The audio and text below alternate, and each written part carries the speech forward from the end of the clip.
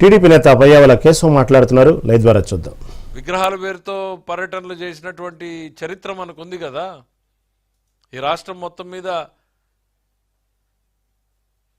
విగ్రహాలు పెట్టే పేరుతో రాజకీయం చేసినటువంటి చరిత్ర మనకున్నప్పుడు మరి ఆ సొంత బాబాయ్ కుటుంబాన్ని కూడా పరామర్శించి ఉండాల్సింది, ఆయనకు కూడా విగ్రహాన్ని పెట్టి ఉండాల్సింది. మీ ఆలోచనల్ని ఆ వేదిక ద్వారా ప్రజలతో పంచుకో ఉండాల్సింది. మీ బాబాయ్ పట్ల, బాబాయ్ కుటుంబం పట్ల, ఆ సంఘటన పట్ల మీ అనుభవాలు ఏంటి, మీ ఆలోచనలు ఏంటి అని. ఈరోజు నాగమల్లేశ్వరరావు గారు వేదిక మీదకి వెళ్ళి కులాల ప్రస్తావన ఎందుకండి? ఒక ముఖ్యమంత్రిగా ఉన్నప్పుడు మీరు అట్లే చేశారు, మాజీ ముఖ్యమంత్రిగా ఉన్నప్పుడైనా మీరు మారుతారనుకుంటే ఇప్పుడు అట్లనే మారుతా ఉన్నారు. నాని అమాయకుడు, వంశీ అమాయకుడు, జోగి రమేష్ అమాయకుడు, తన పిఏ ధనంజయ రెడ్డి అమాయకుడు, నాగేశ్వర కేఎన్ఆర్ అతను అమాయకుడు, చెవిరెడ్డి భాస్కర్ రెడ్డి అసలు నోట్లో నాలుక లేని వ్యక్తి అమాయకుడు. అరే పోలీస్ స్టేషన్లోకి వెళ్ళి పోలీసులు ఎదురుగా దురుసు ప్రభుత్వం చేసినటువంటి వీడియోలు సాక్ష్యంగా ఉంటే వీళ్ళందరూ అమాయకులు అంటే ఇంకా నువ్వు భ్రమల్లో ఉన్నావా? నువ్వు చెప్పే మాటలన్నీ నమ్ముతారు అని జగన్మోహన్ రెడ్డి గారు. ఈ ప్రభుత్వం ఎక్కడ కూడా పరిధి దాటి పనిచేయట్లా. మేము మీలాగా పనిచేయాలనుకుని ఉంటే నీ బెంగళూరు ప్యాలెస్ నుంచి నువ్వు ఆంధ్రప్రదేశ్ రాష్ట్రంలోకి అడుగు పెట్టేవాడివి కాదు. పవన్ కళ్యాణ్ గారు వస్తే మీరు అడ్డుకున్న రోజుల్ని మర్చిపోయారా? చంద్రబాబు నాయుడు గారు ఎయిర్పోర్ట్లోకి వెళ్తే ఎయిర్పోర్ట్ రన్వే మీద దించింది మర్చిపోయారా? చంద్రబాబు నాయుడు గారి ప్రభుత్వం ఉంది కాబట్టి నువ్వు రాష్ట్రంలో స్వేచ్ఛగా తిరగలుగుతున్నావు. కాకపోతే సుప్రీంకోర్టు, హైకోర్టులు చెప్పినట్టుగా ప్రజల జనజీవన విధానానికి భంగం కలగకుండా, శాంతి భద్రతలకు విఘాతం కలగకుండా మిమ్మల్ని తిరగమని చెప్పి మాత్రమే మా ప్రభుత్వం ఆర్డర్స్ ఇచ్చింది. 100 మందితో వెళ్ళమంటే మీరు ఏం చేశారు? రండి రండి రండి రండి అని ఆర్కెస్ట్రా ఒక కాల్ సెంటర్ పెట్టి అందరికీ ఫోన్లు చేసి ఇన్ఛార్జీలు పంపించి ప్రతి కాన్స్టిట్యున్సీలో నుంచి ఇంతమంది రావాలి అని చెప్పి టార్గెట్లు పెట్టి రోడ్డు ఎక్కాలి అని చెప్పి, ఇది హింసని ప్రేరేపించడం కాదా? కొమ్మినేని శ్రీనివాస్ గారు అమాయకుడు, ఆయనకి ఏం తెలుసు? ఆయనకి ఒక్కసారి ఆ సంఘటన మొత్తం ఇంట్లో ఉన్నటువంటి ఆడబిడ్డలను అడగండి జగన్మోహన్ రెడ్డి గారు, దాన్ని సమర్థిస్తారేమో.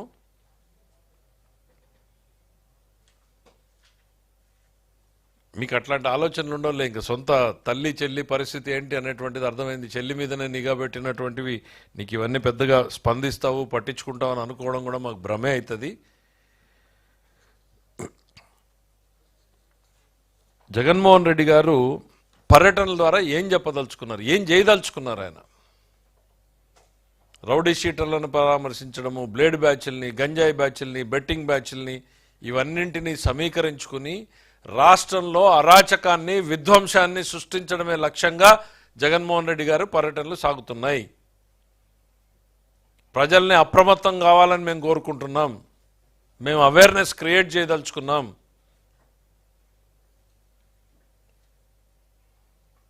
తన చుట్టూ ఒకవైపు ఓటమి భారం, మరోవైపు తనను వీడిపోతున్నటువంటి అనుచరగణం, మరోవైపు చుట్టుముడుతున్నటువంటి కేసులు, ఇంకా తన బలహీనపడిపోయి కుప్పకూలిపోతాననేటువంటి తరుణంలో ఈ రాష్ట్రంలో ఒక విధ్వంసాన్ని, అరాచకాన్ని సృష్టించి దృష్టి మరల్చాలి అనేటువంటి ఆలోచనతోనే. ఎందుకండి జగన్మోహన్ రెడ్డి గారు? తల్లికి వందనంలో మేము 15,000 రూపాయలు ఇస్తే మీకు కడుపు మంటనా? దీపం సిలిండర్లు ఇస్తే మీకు కడుపు మంటనా? డిఎస్సీలు పిలిస్తే మీకు కడుపు మంటనా? ల్యాండ్ టైటిలింగ్ యాక్ట్ రద్దు చేస్తే మీకు కడుపు మంటనా? లేకపోతే పేదవాడికి ఇంత అన్నం పెడితే మీకు కడుపు మంటనా? ఏం చేశాం? మేమేం చేశాం? మేము చేసింది ఈ మంచి పనులే కదా. వేల లక్షల కోట్ల రూపాయలు పెట్టుబడులు వస్తున్నాయి, అది మీ కడుపు మంట. దానికి మందు లేదు జగన్మోహన్ రెడ్డి గారు. తాత్కాలికంగా ఏ జలుసులు లాంటివి తీసుకోవచ్చేమో కానీ రాజకీయంగా ఇట్లాంటి దుర్మార్గపు ఆలోచనలు ప్రజలు అర్థం చేసుకుంటే మళ్ళీ ఇంకొక 10 ఏళ్లకు కానీ మీరు అధికారం దరిదాపుల్లేక కాదు, ఆ 10 సంఖ్యను కూడా దాటనటువంటి తీర్పుల్నే చూడాల్సి ఉంటుంది.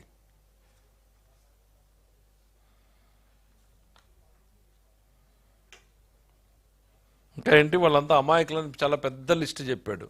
వాళ్ళ మీద అక్రమ కేసులు పెట్టారు అనేటువంటిది. ఒక్కసారి గుర్తు తెచ్చుకోండి జగన్మోహన్ రెడ్డి గారు. గత 5 ఏళ్ల పాలనలో మీరు చేసినటువంటి అరాచకాలు ఏ రోజైనా ఈ రాష్ట్రం ప్రశాంతంగా ఉందా? భయం నీడన్న బిక్కు బిక్కుమంటూ ప్రతి ఒక్కరూ బతికేటువంటి పరిస్థితి. ఒక రాజకీయ పార్టీగా తెలుగుదేశం పార్టీ, కూటమిలోని పార్టీలు ఈ రాష్ట్రంలో పోరాటాన్ని కొనసాగించే ప్రజాస్వామ్యాన్ని నిలబెట్టడానికి ప్రజలు సరైనటువంటి నిర్ణయాన్ని తీసుకున్నారు. అందుకే ఈ అద్భుతమైనటువంటి తీర్పునిచ్చారు. మర్చిపోయారా? మీరు అచ్చెన్నాయుడు గారు సర్జరీ చేసుకుని కనీసం కూర్చోవడానికి సాధ్యం కానటువంటి పొజిషన్లో ఉంటే 700 కిలోమీటర్లు ఒక బొలెరోలో తిప్పింది మర్చిపోయారా? ఇది అరాచకానికి పరాకాష్ట కాదా? కొల్లు రవీంద్ర గారు ఒక కొత్త ఇంట్లోకి అడుగు పెడితే తెల్లవారుజామున ఇంట్లోకి పోయి ఎత్తుకొచ్చింది మర్చిపోయారా? మా ధూళిపాల నరేంద్ర గారిని, మా బీసీ జనార్దన్ రెడ్డి గారిని, ఇట్లా చెప్పుకుంటూ వెళ్తే లిస్టు ఒక రోజంతా చెప్పచ్చు. కానీ ఒక్కొక్కరి మీద మీరు పెట్టిన కేసులన్నీ, నారా లోకేష్ గారి మీద 22 కేసులు, మా గౌరవ ముఖ్యమంత్రి చంద్రబాబు నాయుడు గారి మీద 17 కేసులు, అచ్చెన్నాయుడు గారి మీద 14 కేసులు, కొల్లు రవీంద్ర గారి మీద 15 కేసులు, బీసీ జనార్దన్ రెడ్డి గారి మీద 11 కేసులు, ధూళిపాల నరేంద్ర మీద 16 కేసులు, జేసీ ప్రభాకర్ రెడ్డి గారి మీద 66 కేసులు, పులివర్తి నాని గారి మీద 31 కేసులు, చింతమనేని ప్రభాకర్ గారి మీద 48 కేసులు, రామానాయుడు గారి మీద 20 కేసులు, దేవినేని ఉమా గారి మీద 27 కేసులు, అయ్యన్న పాత్రుడి మీద 14 కేసులు, బీటెక్ రవి గారి మీద 14 కేసులు, కూన రవికుమార్ మీద 15 కేసులు, కాలవ శ్రీనివాస్ మీద 14 కేసులు, ప్రభాకర్ రెడ్డి గారిని 48 సార్లు అరెస్ట్ చేశారు, చింతమనేని ప్రభాకర్ గారిని 15 సార్లు అరెస్ట్ చేశారు. ఇట్లా ఇంకా చాలా పెద్ద లిస్టు. కానీ మేము ఎక్కడా కూడా రివెంజ్ మోడ్లో పోవట్లేదే. అసలు ఆలోచన లేదనేటువంటిది ముఖ్యమంత్రి గారు శాసనసభ మొట్టమొదటి రోజున సభ వేదికగా చెప్పారే. కానీ తప్పు చేస్తే శిక్ష తప్పదు. మీరు అరాచకాన్ని రెచ్చగొట్టడానికి, సమాజంలో శాంతి భద్రతలకు విఘాతం కల్పించడానికి మీరు ప్రయత్నం చేస్తే ఖచ్చితంగా చట్టం తన పని తాను చేసుకుంటుంది.